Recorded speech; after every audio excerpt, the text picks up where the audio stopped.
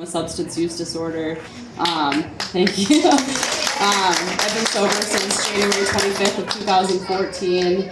And I like to share that because I know what the struggle was like. I've been there. My story is probably a lot different than many of yours. You know, when I got asked to do this, I was thinking, like, how has overdose impacted my life? Like, I haven't lost, like, a sibling or a parent or anything. But I've personally recovered from overdose. That's one of the miracles that, recovery has given me, is like not every overdose ends in death, and unfortunately a lot of them do, but I was one of the lucky ones to come back from that.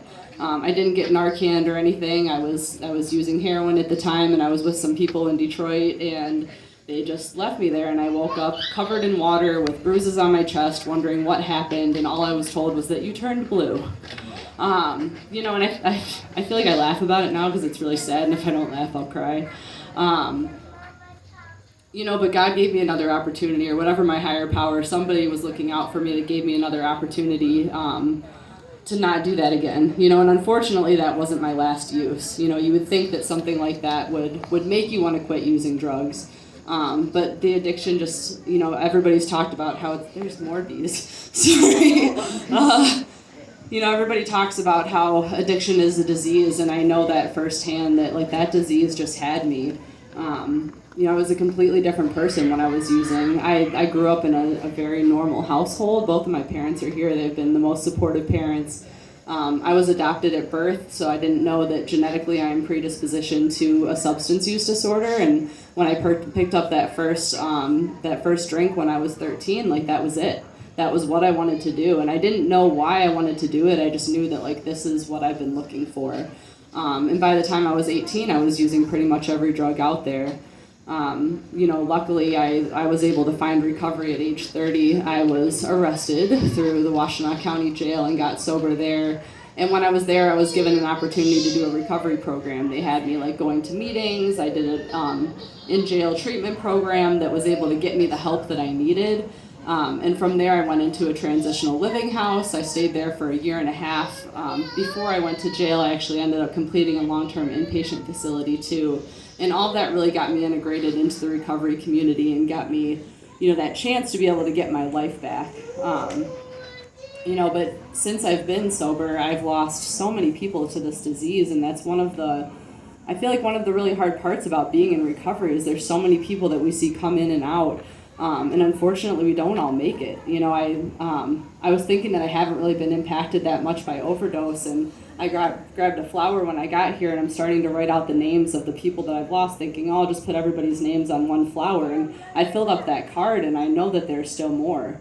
I can't even count on both hands how many funerals I've been to over the years of just people that I've met in and out of my 12-step program, and like roommates. And last year I lost my cousin to this disease, and it's heartbreaking. It really is. But it makes me even more grateful for the opportunity that I have. And one thing that I've done with my recovery is I got a job as a peer recovery coach about, I think, 5 years ago now. And now I supervise the program at GrowthWorks. We're right here in Canton. We provide substance use services for the Western Wayne County community. And we also have peer recovery coaches that help others on that road to recovery, because we know that, I know a lot of people have talked about how it's an integrated treatment.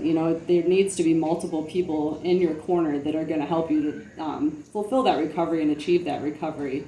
I know when I was in jail, I had a coach that I was working with, I had a sponsor I was working with, I had the treatment team. Even like the officers in Washtenaw County Jail were the nicest people I've ever met. And they told me, like, you don't want to come back here. Like, what can we do to help you so that you don't have to come back here?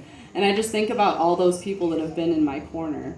So I just think it's really great that we do, events like this so that we can continue to raise that awareness and just find as many people as we can to be in that corner. So when people are ready to get that help, that somebody can be there to help them.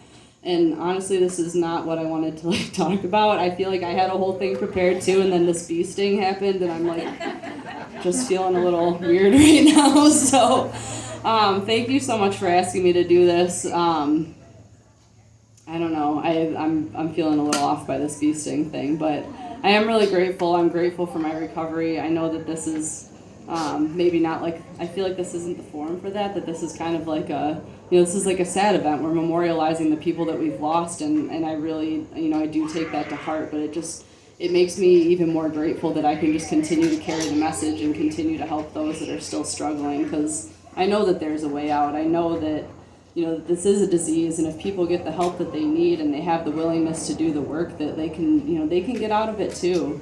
So I'm just going to keep doing that work and hopefully help some more people. So thank you, and I'm going to go put some ice on my thumb now.